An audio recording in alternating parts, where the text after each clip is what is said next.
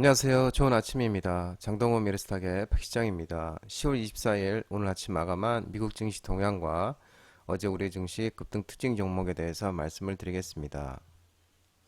뉴욕 3대 주요 지수는 국채금리 우려 속에 혼조 마감했습니다. 다우는 0.58% 하락 마감, 나스닥은 0.27% 상승 마감, S&P 500은 0.17% 하락 마감했습니다.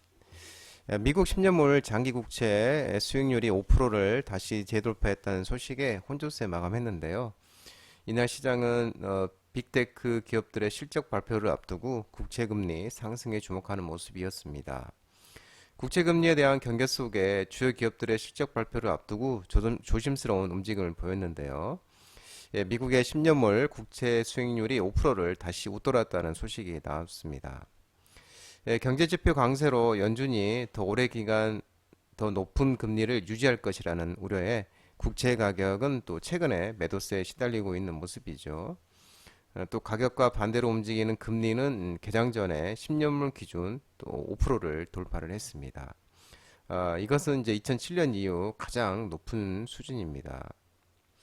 다만 이제 심리적 저항선 5%를 돌파한 데 따른 기술적 조정에 금리는 다시 아래쪽으로 떨어졌습니다. 금리에 가파른 상승세는 미래 기업 수익을 할인해 성장주와 기술주의 부담으로 작용을 합니다. 또한 기업들의 부채 부담을 늘리고 소비자와 투자를 이축시켜 경기에도 부담으로 작용합니다. 이번 주 예정된 대형 기술 기업들의 실적 발표를 기다리고 있는데요. 이번 주에는 구글의 모기업 알파벳, 아마존, 메타, 마이크로소프트 실적이 발표될 예정입니다. 이번 주에 나오는 이 기술 IT 기업들의 3분기 EPS는 4.8% 정도 증가할 것으로 예상되고 있는데요. 이는 이제 지난 6월 말 예상치 0.4%보다는 크게 높아진 것입니다.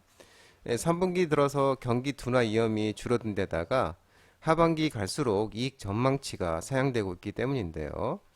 4분기 IT 부문의 EPS 전망치도 작년 대비 13.4% 증가로 크게 높아질 것으로 예상하고 있습니다. 다만 고금리 환경이 지속될 경우 경기 침체 위험이 커질 수 있다는 우려도 나오고 있는데요.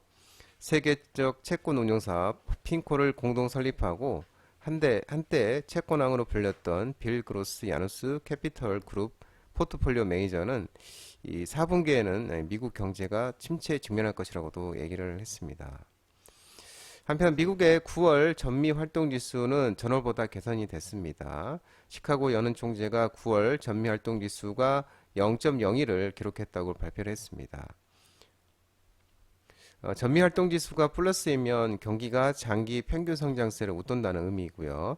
마이너스면 장기 평균 성장세를 밑돈다는 의미가 되겠습니다. 이번 주 빅테크 실적 발표를 앞두고 기술주들은 상승하는 모습이었습니다. 애플은 0.07, 마이크로소프트는 0.81, 아마존은 1.11, 엔비디아는 3.84% 상승했는데 이 엔비디아가 개인용 컴퓨터, 이 PC, 이 개인용 컴퓨터 PC 칩 시장에도 진출한 그 ARM과 협력해서 진출한다는 소식에 3.84% 상승을 했습니다. 메타는 1.74, 알파벳은 0.66, 네필로스는 1.47% 상승했습니다. 필라델피아 모임 반도체 지수는 엔비디아를 제외하고는 대부분 하락을 하면서 반도체 지수는 0.53% 하락 마감했습니다. AMD는 이제 1.77% 상승했고 인텔은 엔비디아가 이제 개인용 PC 칩에 시장에 진출한다는 소식에 인텔은 3.06% 급락을 큰 폭으로 떨어졌고요. 인텔이 이제 개인용 PC 칩 시장에서는 강자였었죠. 그래서 이제 하락을 했고 브로드컴은 1.64% 상승, ARM도 이제 그 엔비디아랑 협력을 해서 이제 개인 PC 시장에 진출한다는 소식에 ARM도 4.89% 상승했고 TSMC는 0.22% 하락하는 모습이었습니다.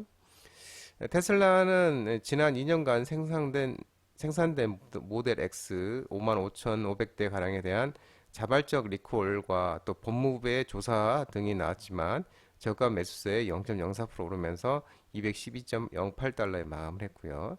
리비아는 2.09%, 루시드도 1.40% 상승했습니다. 니콜라는 6.41%로 하락하면서 1달러 아래로 또 떨어졌습니다. 유럽 주요국 증시는 중동 리스크 고조와 미국과 유럽의 장기 금리 상승에 혼조세 마감했는데요. 독일, 프랑스는 상승했지만 영국은 하락하는 모습이었습니다. 국제 유가는 팔레스타인 가자 지구로의 이제 구호품 반입과 또 인질 석방 승인 소식이 나오면서 중동 긴장이 다소 완화되면서 하락 마감했습니다. WTI는 85.49달러 2.94% 하락 마감하는 모습이었습니다. 국제 금값은 중동 리스크 완화 조짐에 5거래일 만에 하락 마감했고요. 온스당 1987.8달러 0.3% 하락 마감했습니다. 어제 우리 증시를 살펴보도록 하겠습니다. 코스피는 2357.02포인트 0.76% 하락 마감했는데요. 그 금리 압박에 또 미국 빅테크 실적 경계감 등의 외국인이 순매도하면서 하락 마감했습니다. 외국인은 2,583억을 순매도했고요. 기관은 705억 원을 순매수하였습니다. 특징률을 살펴보면 코어런 글로벌이 상한가를 갔는데요. 네옴시티 관련 종목들이 상승 속에 사우디 기업 두 곳과 수처리와 인조잔디 MOU 체결 소식에 코어런 글로벌이 상한가를 갔고요. 광동제약이 급등이 나왔는데 중국에서 마이코 플라스마 폐렴 확산에 이 치료제를 또 사재기 발생이 나오면서 광동제약이 베타딘 이노스프레이 제품 판매 사실 부각이 되면서 광동제약도 급등이 나왔습니다. 롯데하이마트가 간만에 반등이 나왔는데요. 3분기 흑자 전환 소식에 롯데하이마트가 반등이 나왔습니다. 코스닥은 763.69포인트 0.72% 하락 마감하는 모습이었는데요. 미국 금리 우려 여전 속에 개인의 순매도에서 하락 마감했습니다. 외국인과 기관은 순매수하였고요. 특징 종목을 살펴보면은 전염병, 지금 럼피스킨병 확산 우려 속에 아프리카 돼지열병, 백신 진단시약, 방역, 구제약, 광우병 이런 관련 종목들이 움직임이 있었는데 이글백과 대성비생물이 상한가를 갔고요. 또 중환백신, 우진비엔지, 파루, 진바이오텍 등도 그런 관련주로